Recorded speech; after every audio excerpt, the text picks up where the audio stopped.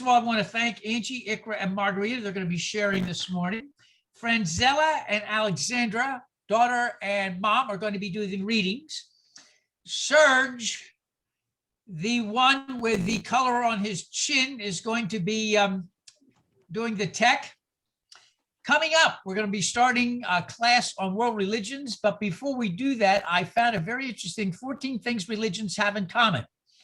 So I'll be checking that out, and then for a couple of weeks, and then we'll be going into Hinduism. From Hinduism, we'll go into Buddhism. From Buddhism into Confucianism and Taoism, Judaism, Islam, a big thing on Islam, and then that's going to take us a long while. So that's all that is coming up.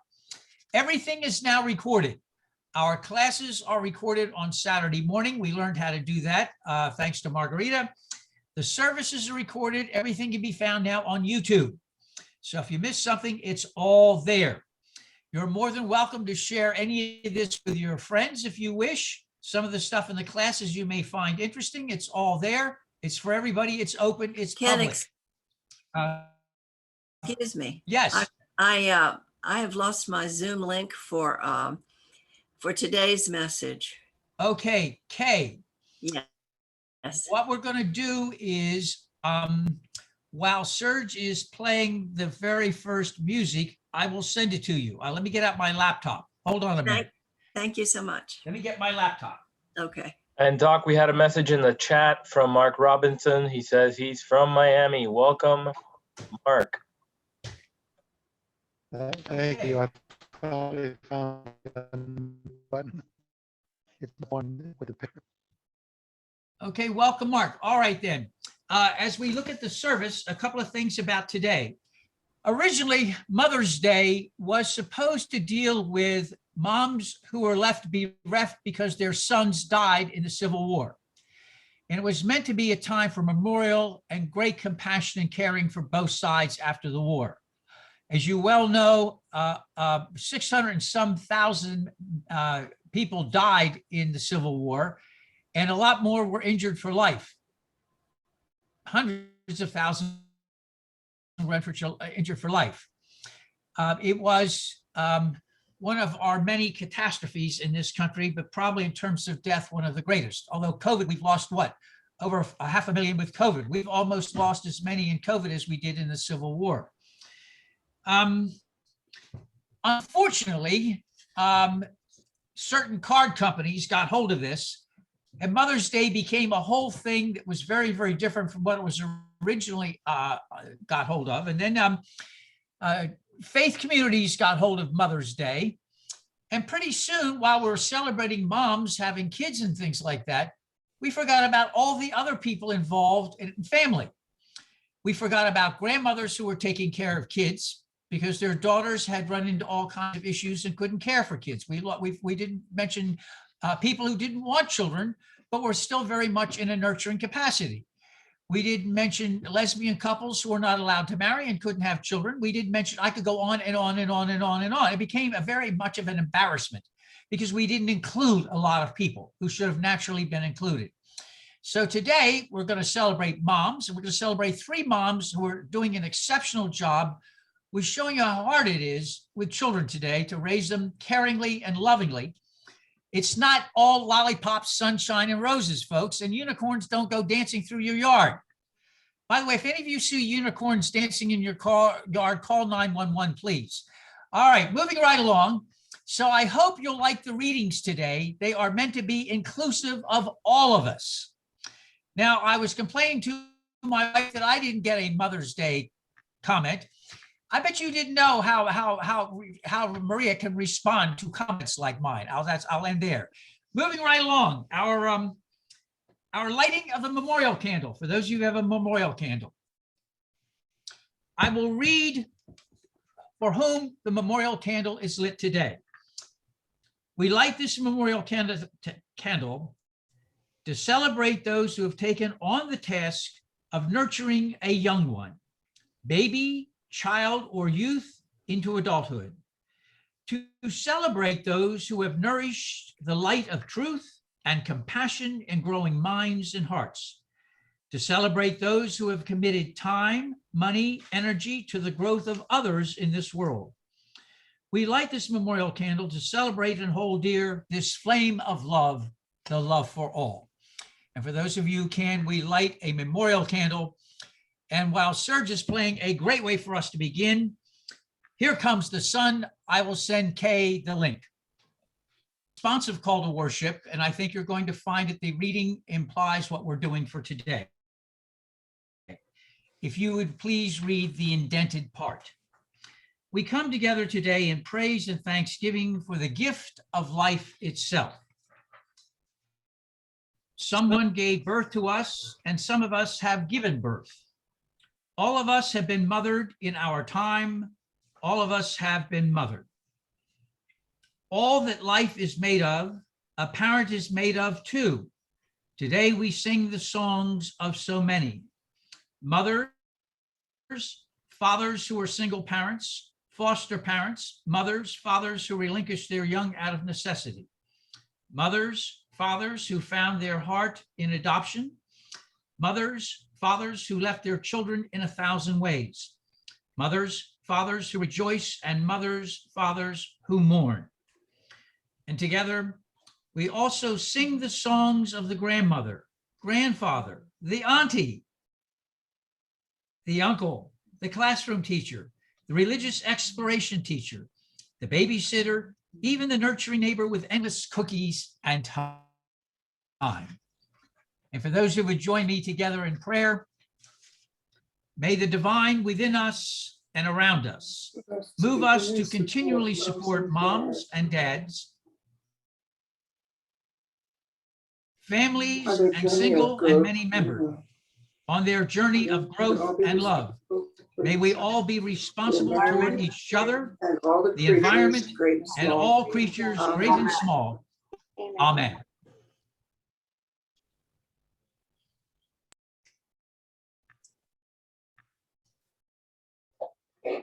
Sarah is going to read to us a reading from a very, very famous philosopher.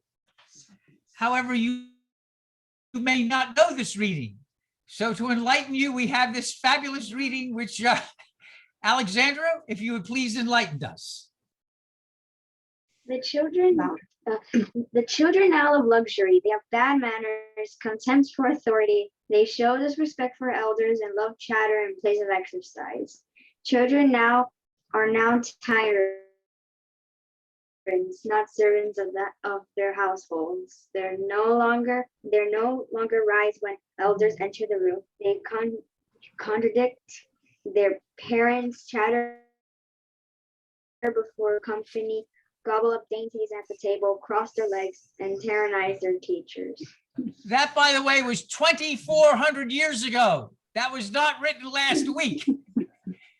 In contratemp to that, our mom is going to read something from Matthew, if you would be so much, Matthew 19, Franzella. 13 to 15. Some people brought their children to Jesus so that he could place his hands on them and pray for them.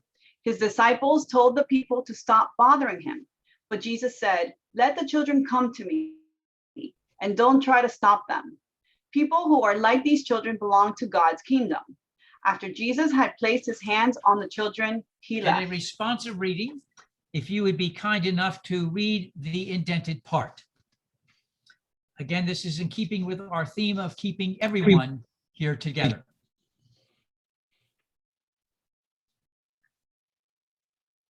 Blessed is the person who feeds and warms,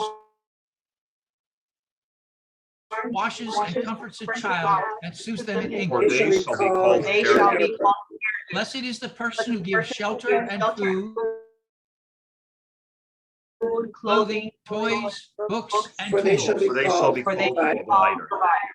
Blessed is the person who opens doors in the child's experience, who explains the puzzling and wonders at the For mysterious. they shall be called They teacher. shall be called teacher.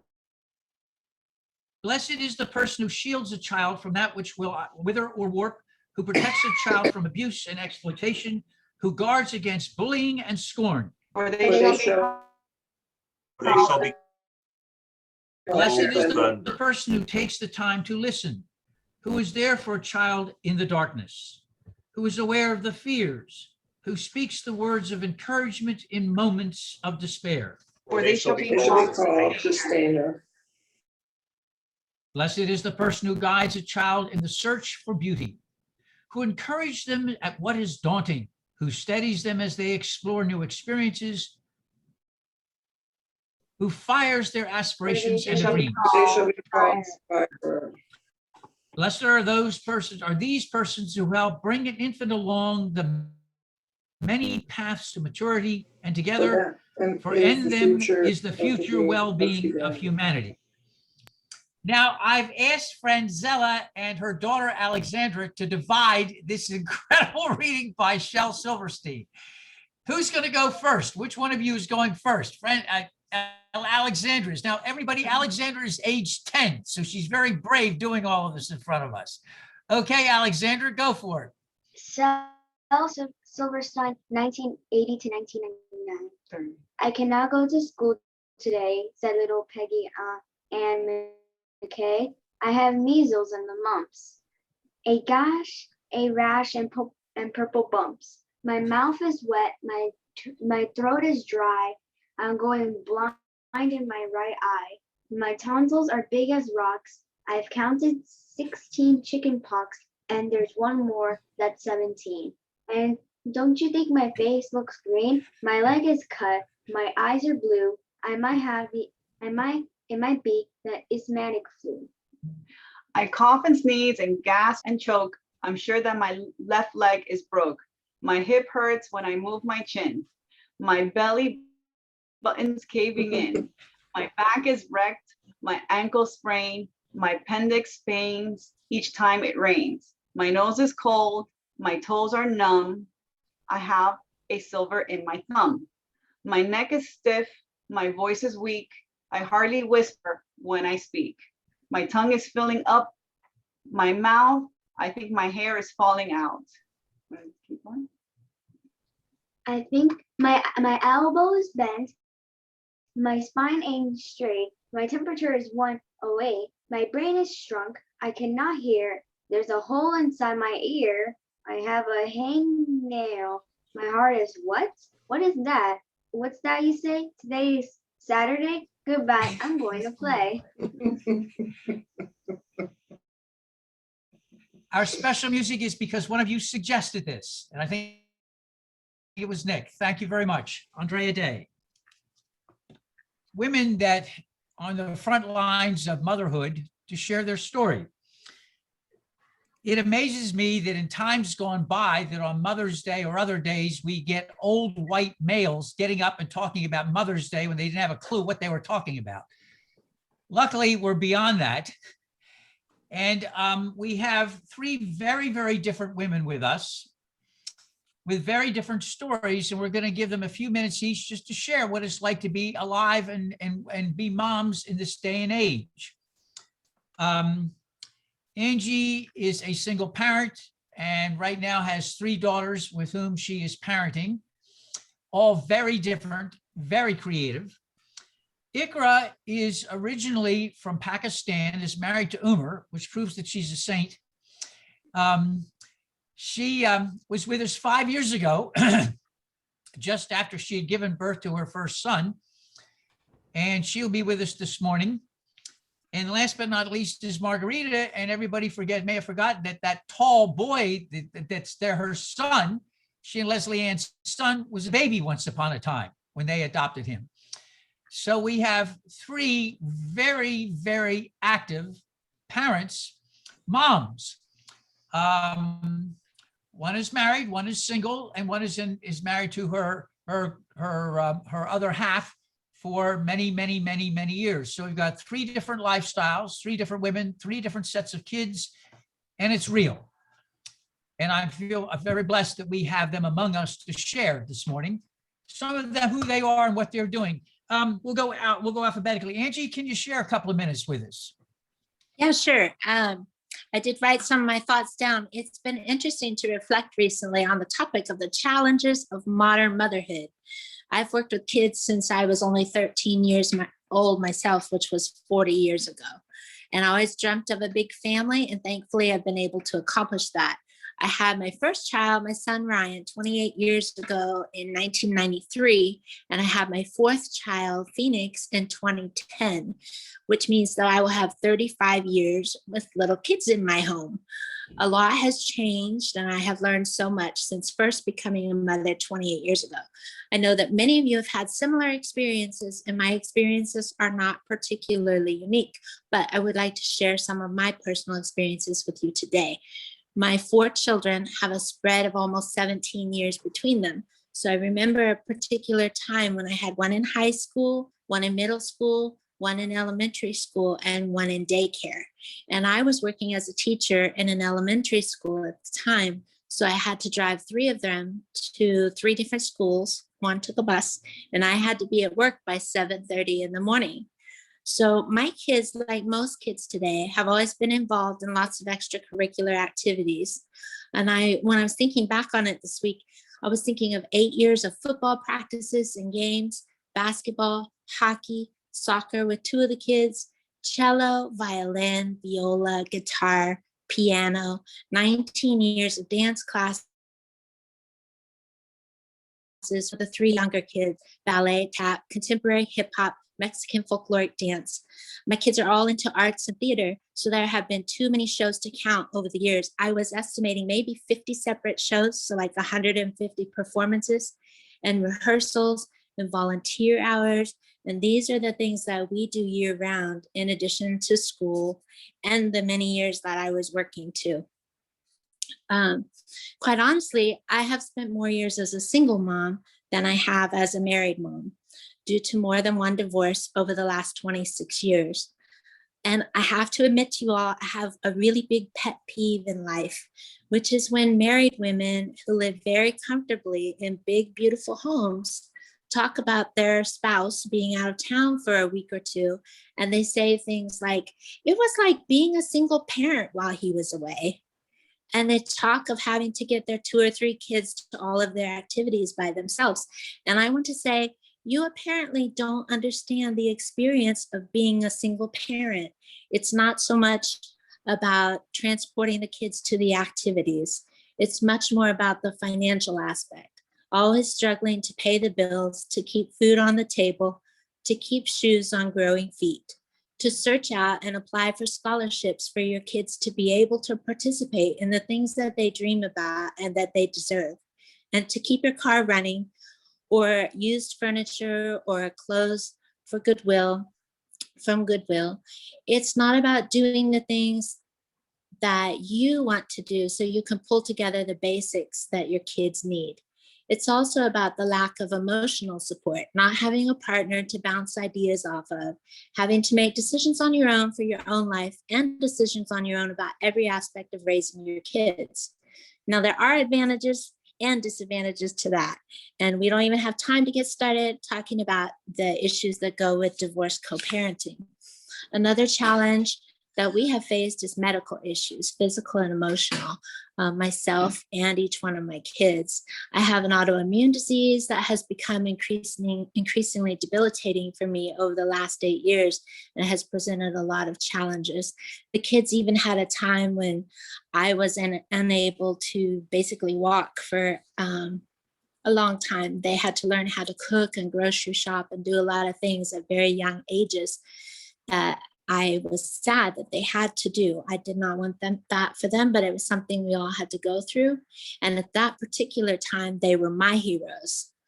Now it turns out that 2 or 3 of my kids have physical issues as well. We were recently 4 of us in physical therapy at the same time. So there have been a lot of challenges with that, a lot of time spent on the phone, making medical appointments, finding new doctors, insurance companies, and all of that. Now, these are some of the challenges of modern motherhood, and I know a little bit about that. But what I really want to share with you really quickly is the amazing part of motherhood for me. There's absolutely nothing more beautiful to me in this world than my children, who I often think about in the words of the classic words from Mother Teresa, a beautiful garden of flowers that I have been cultivating and growing. Each one of them is such an amazing masterpiece that I am blown away by it literally every day of my life. They have been my greatest source of joy in life. And if I'm being really, really honest, they're also what kept me alive during my very darkest times. They have been my reason for living at those times when I couldn't realize any other reasons. And thankfully, that has changed for me. But these kids teach me about myself as I see the beauty in them, and it is clear how I want them to treat themselves. It occurs to me that I also have that same inherent worth and need to treat myself well. I learned so much about life from them, just as I'm sure they learn a lot about life from me. We are all on a journey together, learning and growing. We're never too old to learn and grow from each other, both young and old. I love keeping up with some new music, shows, cultural things, and even some technology due to them keeping me up to date and sharing parts of their lives with me. I love gaining new perspectives on things from them. For example, I have a child now who is experimenting with how they feel about their gender and possibly moving to using different pronouns. I'm so glad that my kids live in a time where they feel free to explore all of these things. I see some of their friends going through similar things, but without any support at all from their families. So I feel that it's my responsibility to educate myself further on this issue and advocate for my child and for others. So that's just one example of something that I'm currently studying, learning more about, and taking action on. And I'm very grateful to my kids for that. My oldest son is living, working, and making music in Kansas City. One of my kids is studying on a full scholarship at Boston Conservatory at Berkeley. And I just picked her up at the airport at 11 o'clock last night. And then my other two kids are living at home. Both are students, one in college and one soon to be starting middle school. So here we go again with middle school. Although they're all quite independent, they still have questions from me about how to handle different things that come up. I'm now somewhat of a manager for the theater kids, making resumes, still seeking out scholarships for theater programs, trying to support the kids in any way that I can to allow them enough time, energy, and freedom in their busy lives to continue their studies and their arts and to grow into the best versions of themselves that they can be. It's been a wild and crazy ride, this child raising thing. For me personally, not speaking for anybody else, but for me, motherhood has been the absolute greatest joy of my life. I'm so thankful for my mother, grandmother, and great grandmother who showed me the way. And I'm so thankful for Ryan, Isabel, Anna, and Phoenix, who continue teaching me every day as they share their lives with me. Thank you all for allowing me to reflect on this journey and to share a little piece of it with you.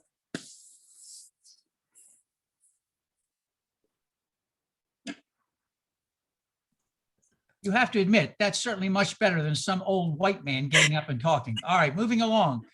I don't know how many of you know anything about ICRA. ICRA was a very, very high up vice president of finance in Dubai, and which is incredibly remarkable given the systems from which he came from in Pakistan, did extraordinarily well, and somehow met Umar and married Umar 6 years ago, and still maintains a sense of humor. Now, I play golf with Umar. I'm telling you, being married to Umar is worse than being married to me. So that's what my wife just said. She is an incredible woman. Most of us don't have a chance to see her because she too has a story. And so, ICRA, if you just share a little bit about what you do, just share so people get to know what's just like another aspect of motherhood. Thank you so much, Angie. Thank you. Umar, ICRA, if you could unmute and share with us. Hi, everybody. First of all, happy Mother's Day. I'm going to give a disclaimer before I start talking about myself or motherhood. I have a 5-year-old in the back seat, and I am traveling from Orlando to Miami, and I'm feeding him with something to keep him quiet so we can talk.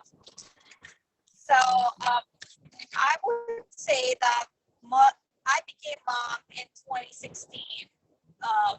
We had our son in January of 2016. It was going great as any toddler would be growing up. 2 years down the lane, when he was around two and a half, he developed some kind of behavioral issues, which led us to believe that, okay, we need to check some neurologists, a pediatric neurologist. He started going to school.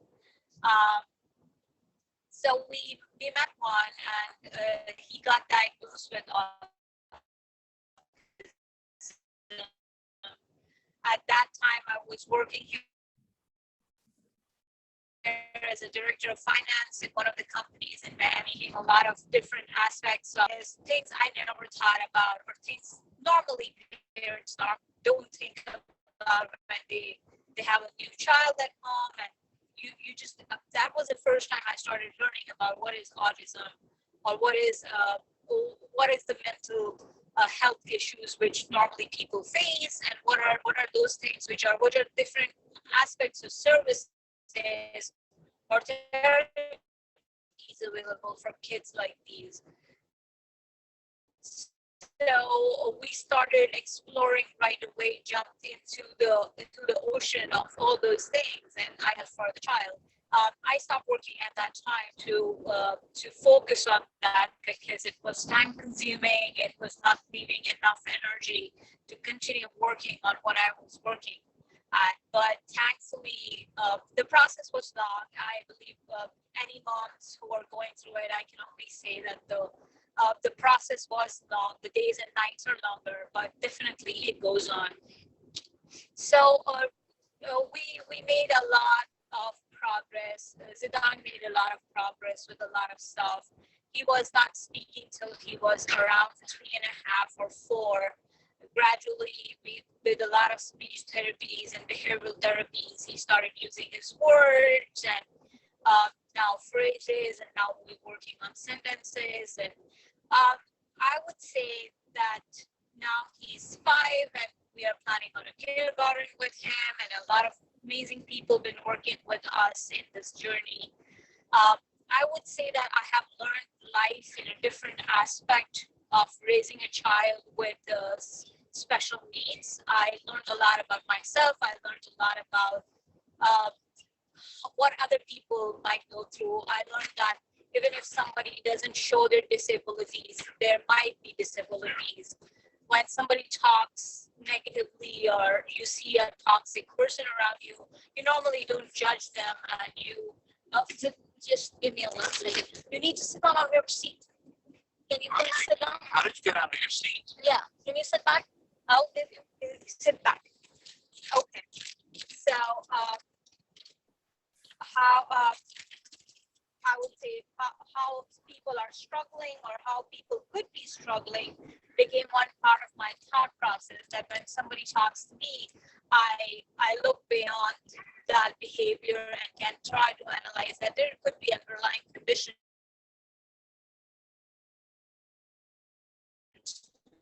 which can make that person behave a certain way. I believe that this is one amazing part of life and people which I understood through this process. Not only for other people, even for my own self, how I'm dealing with stuff, what needs to be done, how people need to be taken care of. And it's been challenging journey of 3 to 4 years, but I believe that it's a blessing to see the world in a different manner. And now after 5, he just turned 5 years old. The good news is that after 2 years of break I took at 2.5 years of break I took, I'm going back to work tomorrow as a controller position for a company based in Seattle, with everything amazing I was asking for and praying for.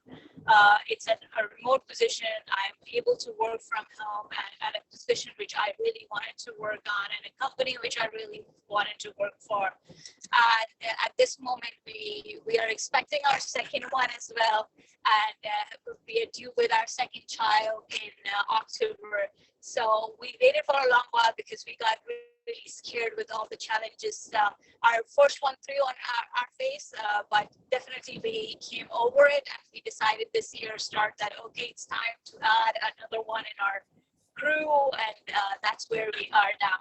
So we are, on this Mother's Day, we are announcing almost to everybody that we are expecting our second one due in October of this year. So thanks, Dr. Claus, for an amazing opportunity to speak to everybody. Thank you so much. For those of you who may have missed some of the connection, Zaydan could not speak till he was 3.5. Now is using full words, moving to sentences. He has autism, and due to incredible work with therapists and Ikra took off a brilliant career and took time out to be with her son. 24 hours a day, she worked with him. Umar was holding the fort at FIU where he works. Now, Zaydan is 5 and has shown incredible improvement. Ikra just landed a job as powerful and big as she did in Dubai. And Zaydan is and they're having another child in October.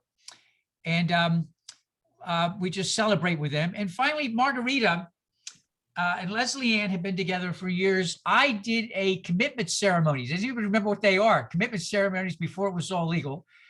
And then Margarita and Leslie Ann adopted this baby boy.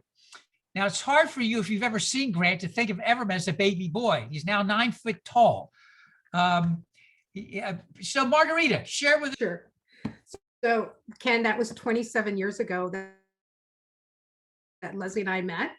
And then you did the commitment ceremony 25 years ago. And then you married us 6 years ago, officially. So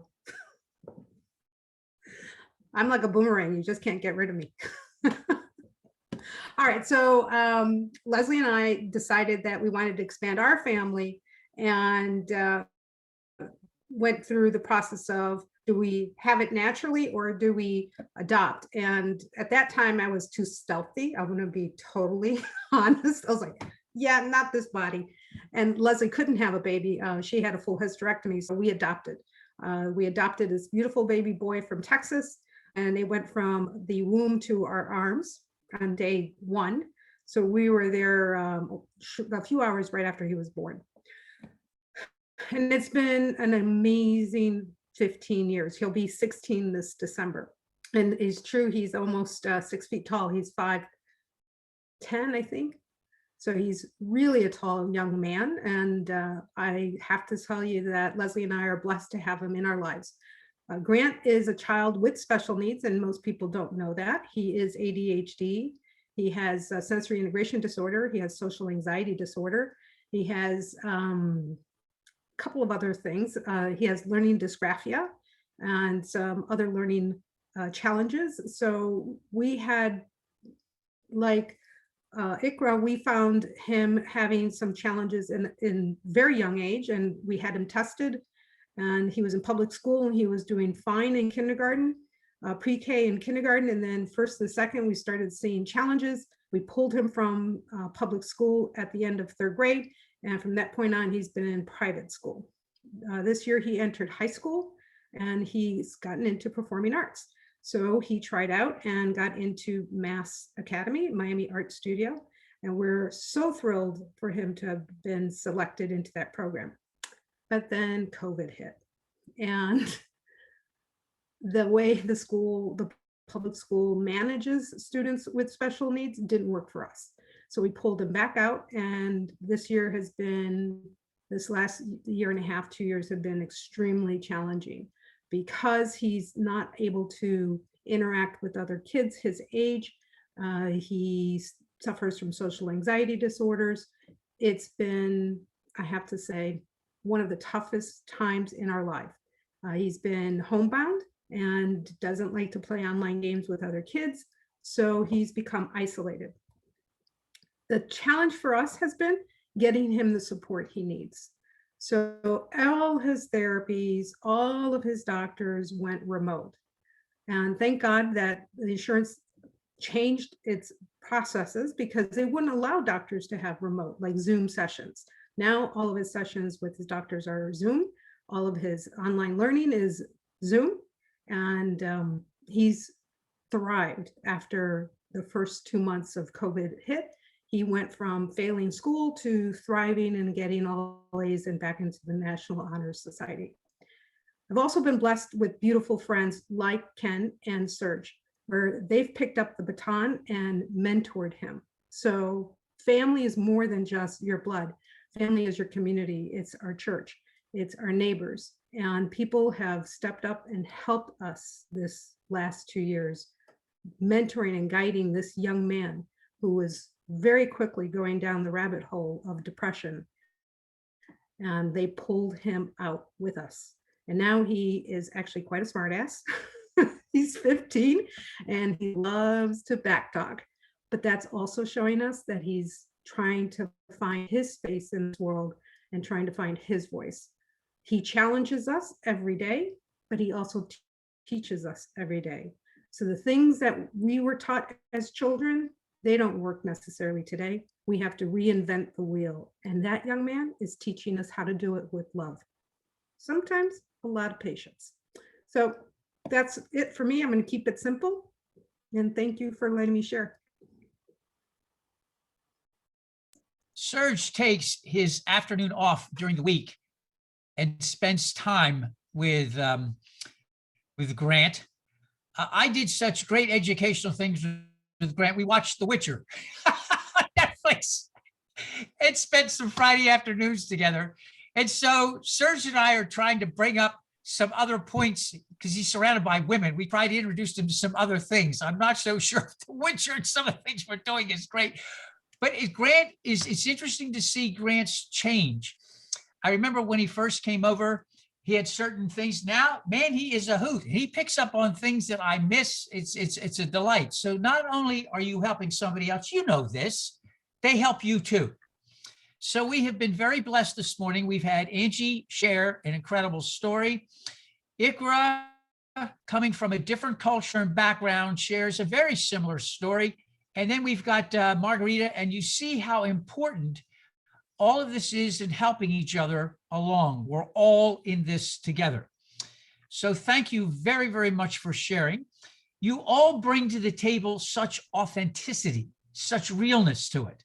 We're not talking your theory. We're talking about what actually is going on. And we thank you for what you have done for your kids and for us and for us. A great song to celebrate this. I can't pronounce the guy's name.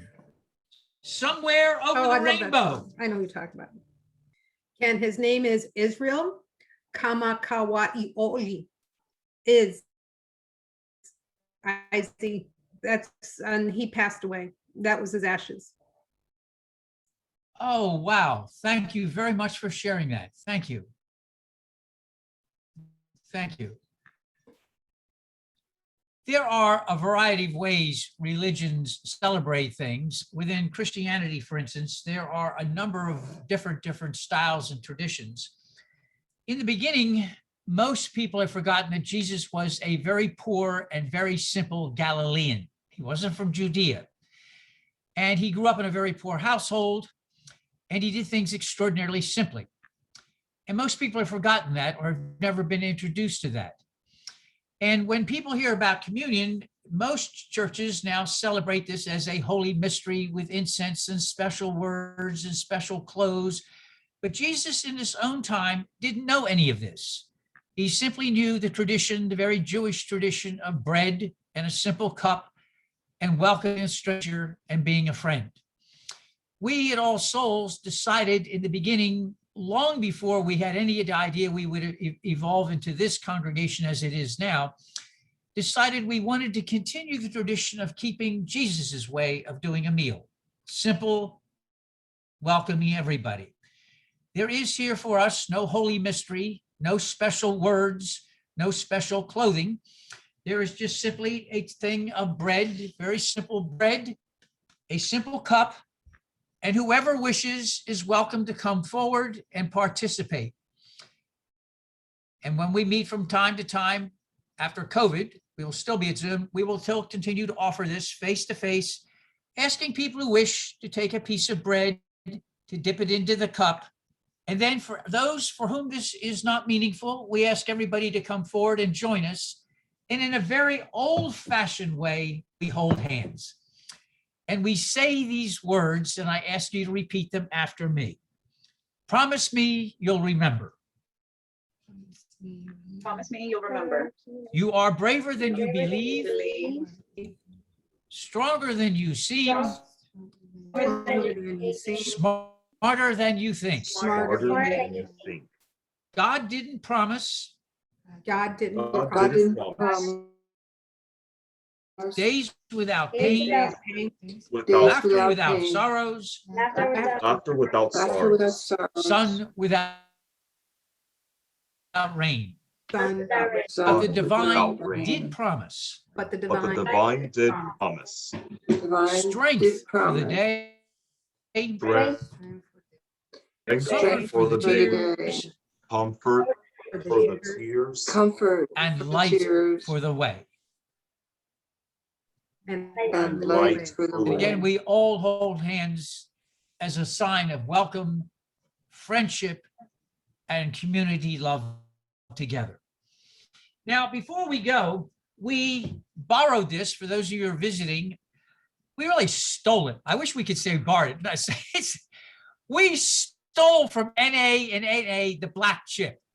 The idea, if you go to an AA meeting or NA meeting, if you go with a bad feeling or a bad thought, that will lead to resentment. And the number one reason people relapse is because of resentment, some kind of resentment and grievance. So we pirated this and said, you know, if you're going to be with us on a Sunday, don't please leave if you're having a resentment or grievance about something. Take a marker, if you will, to remind yourself to work on it till next time. So we went to Las Vegas Poker Chips and ordered, now boxes of these things we've gone through, a simple clay black chip. Does anybody have something they want to show up that they've worked on something that was bothering them last week? Did anybody take a black chip last week? We all good? Does anybody need to pick up a black chip for something they need to work on this week? Okay, we're good to go then. A concluding prayer, a final song, and then a final blessing. May the blessings of God be upon us in this hour and in the days to come, that we may seek the truth more devotedly, that we may think more independently, that we may reflect more searchingly, that we may know ourselves more completely, that we may forgive more quickly, pray more thoughtfully, act more courageously, and live more nobly. And our parting music is You'll Never Walk Alone from a virtual choir, 15 countries, 300 people, if you word surge.